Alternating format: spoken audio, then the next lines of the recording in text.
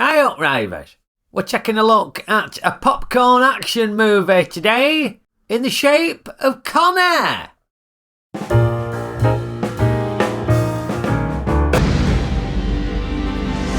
Yes, Con Air, starring Nicolas Cage as former US Army Ranger Cameron Poe.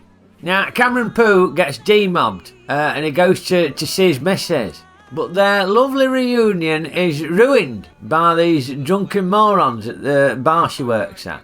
And despite having the opportunity to go in a car and drive off, he can't help but put himself in a position where he has to murder him. Take this, you son of a bitch! Silly bugger. Long story short, ends up in prison, does some training in a vest, and grows really long hair like a wizard. But he keeps his head down until he gets released. Because he's really looking forward to seeing his missus again. And his baby daughter, his little kid daughter, he's never met her. Because he's been in the nick the whole time she's been alive.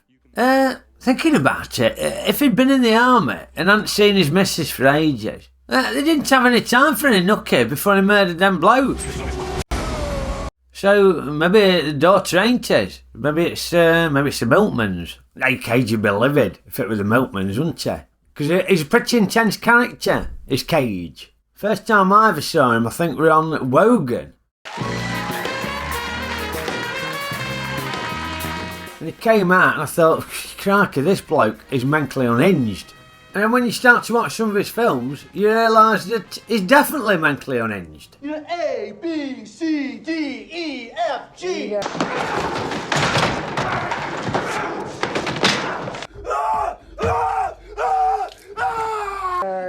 I, J, K, L, M, N, O, P.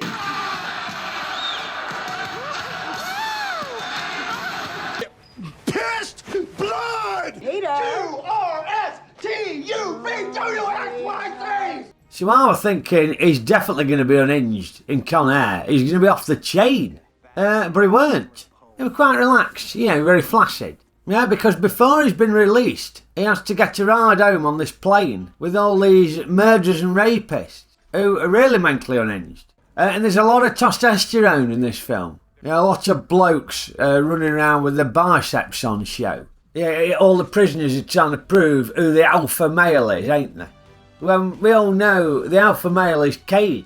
And you can tell that from the amount of time he spends in the film swanning around in his vest. Looks very good in the vest. And when there's that much testosterone on the screen, it takes a real alpha male to be confident in swanning around in just a vest to prove that he's a real big dog. And it's no mean feat, because there's plenty of good actors in this film. Ving Rhames plays this charismatic extremist bloke. Steve Buscemi plays this psychopathic serial killer. This Mexican bloke who's in loads and loads of stuff, never ages. He's in it as a horrible rapist.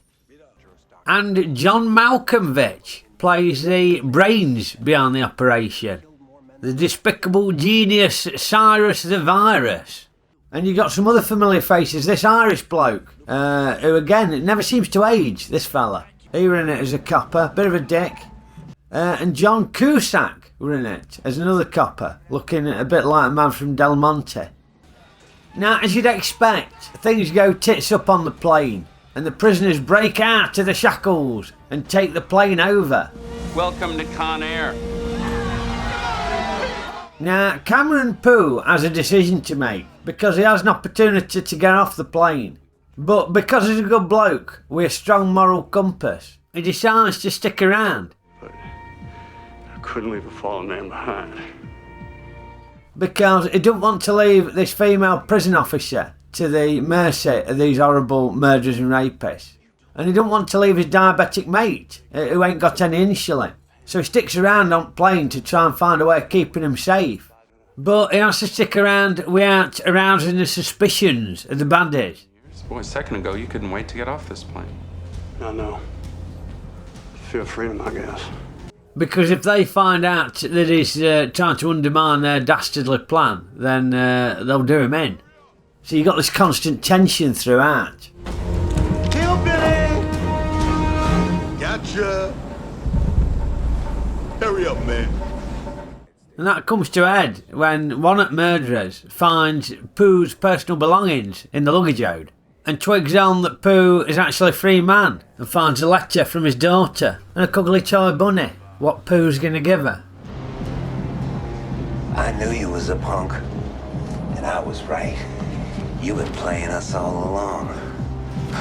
You a free man. I said, put the bunny back in the box. Yeah, put the bunny back in box. He didn't put bunny back in box, did he? And because he didn't put bunny back in box, Pooh murders him. Proving that he is the alpha male. Why couldn't you put the bunny back in the box? I presume he's from the south, this character. Yeah, one of the southern states of America, Bunny. But he'd probably get away with that accent in Nottingham, couldn't you, Bunny? Get me Bunny. Maybe not. Maybe more Leicester. Bunny, put the bunny. Put down the bunny. Put down bunny. Put bunny back in box. Yeah, maybe. I don't know. Now, the premise of this group of baddies having taken over summit with a good guy on the inside trying to undermine them. We've seen that plenty of times before, haven't we, in things like Die Hard and Under Siege. But because this were a bunch of convicts, it was pretty obvious to me where the producers had got their inspiration from. And that were obviously Porridge. Oh, bleed now. Yeah, because in Porridge the movie, Fletch and Godber get taken against their will by a bloke who's trying to escape. And they don't want to escape, much the same as Cameron Pooh and his mate. And in fact, the dynamic between Cameron Pooh and his mate, very reminiscent of Fletch and Godber. Yeah, it immediately struck a chord with me. But what this film does have, that Porridge doesn't have, is loads of action. There's just action all the way through it. If you like action, you'll love this. Although it's got to be said, by the end of it, it is bloody ludicrous. Because after plane crashes in Las Vegas, miraculously not killing hundreds of people, a few of the convicts have survived and still try and escape. So obviously they pick the most inconspicuous escape vehicle possible, don't they? A fire engine. And instead of climbing inside the fire engine, like what any normal person would do to try and look inconspicuous, criminal mastermind, Cyrus the Virus, climbs on top of it, for the sole purpose of enabling the good guys to spot him so they can chase him through Las Vegas and kill him. Bloody ludicrous. And if that weren't ludicrous enough, he gets bumped off by crashing through a building and then landing on the conveyor belt of a pneumatic concrete crusher. What the bloody hell's that doing in the middle of Las Vegas? Bloody stupid. And then, if the ending of the film weren't daft enough, we are treated to a Croft and Perry style "You Have Been Watching" end credits, where we get to see the lighter side of all these murderers and rapists. Right, on to Ray's ratings, and it's fair to say I weren't expecting a whole lot from this. I weren't expecting out more than a 2-star film. Now, what did I get? Well, it's a tricky one, this, because objectively, it is crap. It is a load of cobblers. But I was thoroughly entertained by it. Thoroughly entertained. So yes, it's utterly stupid, but I enjoyed it. So I'm rating Con Air as a 3-star, 2-star film. Yeah, just leave your brain at the door and sit back and enjoy a real action movie spectacle. Loads of action, stunts, explosions, you name it.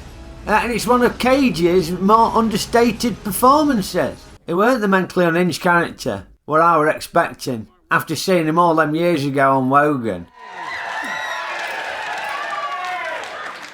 But I mean, look at him. You can see him exuding the alpha male confidence all the way back then, can't you? It takes a real alpha male to be there on a telly programme, just wearing a leather jacket with no shirt on, doesn't it? Yeah.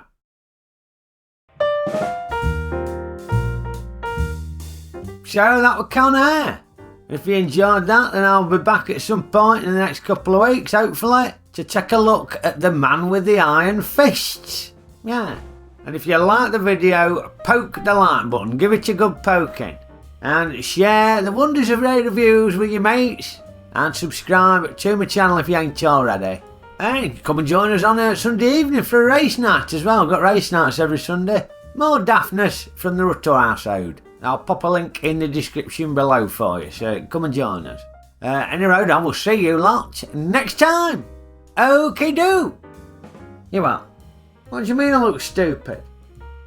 I thought I were exuding alpha male confidence. Oh, bloody hell.